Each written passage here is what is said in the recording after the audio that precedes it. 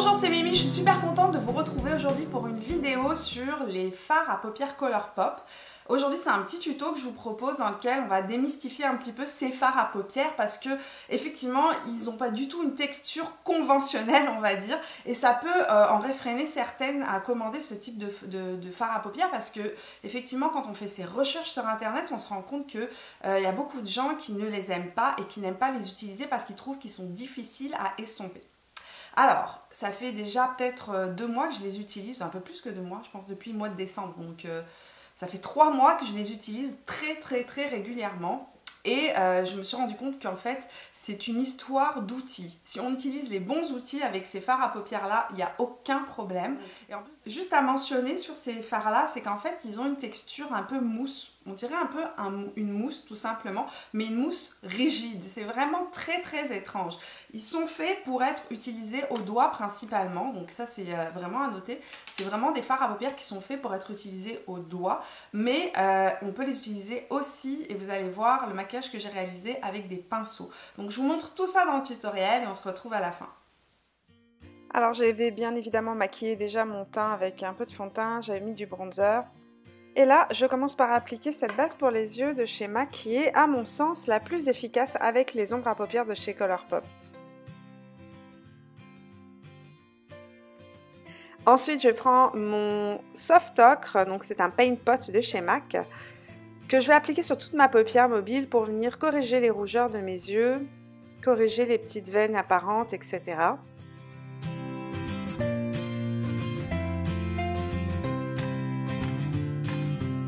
Je prends ensuite mon pinceau 142 de chez Zoeva qui est a priori un des pinceaux les mieux que j'ai trouvé pour tout simplement estomper les couleurs de chez Colourpop. Et je prends la couleur Cornelius que je viens appliquer sur l'angle externe de mon œil et que je diffuse après vers le creux de ma paupière à l'intérieur. Donc c'est vraiment une couleur de transition, donc je dépasse, c'est normal, c'est le but. Et ensuite j'estompe avec mon doigt. C'est ça le secret des ombres à paupières de chez Colourpop. Elles sont faites pour être appliquées au doigt. Donc en fait je fais des va-et-vient avec mon pinceau et j'estompe au doigt. Ensuite je prends mon pinceau numéro 31 de chez Sephora qui a des poils très denses et qui est parfait pour être utilisé avec des textures crème. Donc là c'est la couleur Mittens que je prends et que je viens appliquer dans l'angle externe de mon œil pour renforcer un peu cet effet œil en amande, agrandir mon œil et donner un peu plus de profondeur à mon regard. Puis je reprends mon pinceau numéro 142, donc c'est le plus gros que j'ai utilisé au début, qui est vraiment l'idéal pour estomper ces fards à paupières.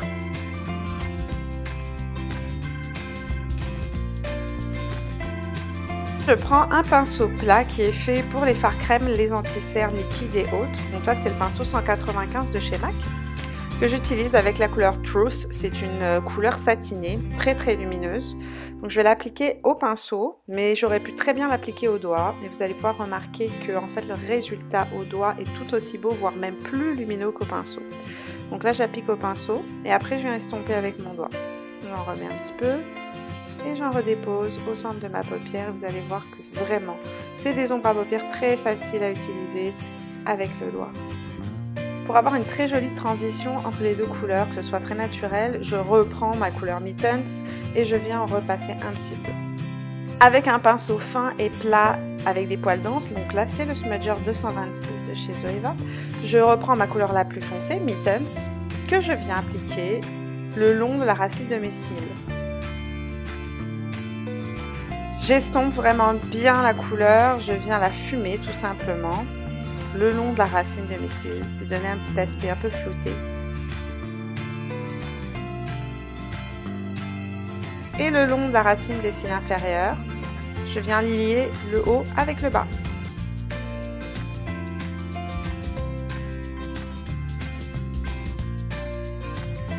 J'utilise ensuite un crayon de chez Kiko, ça c'est un Smoky Eyes Pencil de couleur marron avec lequel je viens tracer le ras de mes cils ainsi que dans ma muqueuse intérieure de l'œil. Puis je recourbe mes cils et là j'essaye un nouveau mascara aujourd'hui. Oui, c'est la première fois que j'ai utilisé, tout neuf, c'est le Tarte de Tarte et très honnêtement je l'aime vraiment beaucoup. Que vous dire sur ce mascara? Vous allez voir le résultat. Il est extrêmement noir, il fait des cils assez épais. Il donne une profondeur, un effet de cils vraiment volumisé.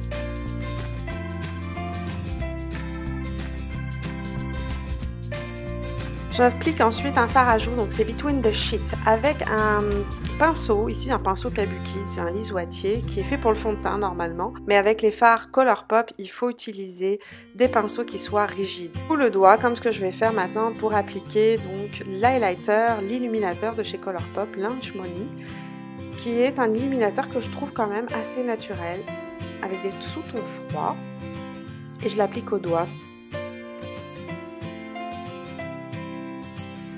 On voit bien ici la surmenée, son reflet est vraiment blanc, et sur le dessus de la lèvre. Pour mes lèvres, j'ai choisi d'utiliser la couleur Aquarius, donc je vais d'abord utiliser le crayon à lèvres pour définir ma lèvre.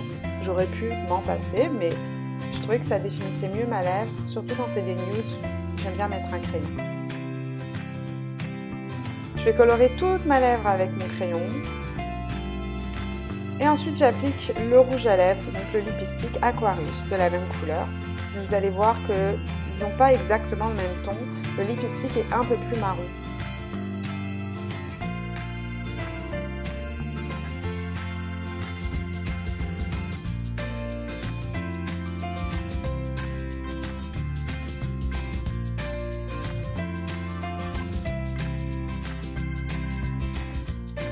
Et voilà, c'est tout pour ce petit tuto make-up de chez Colourpop. J'espère que vous avez appris et que vous comprenez maintenant mieux comment utiliser ces fards à paupières.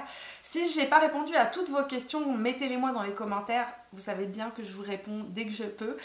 Si vous avez acheté déjà des produits de cette marque-là et que vous auriez des recommandations à me faire au niveau des couleurs, au niveau des rouges à lèvres, au niveau des fards à paupières ou peu importe, des produits que vous avez vraiment aimés dans la marque, mettez-les moi aussi dans les commentaires.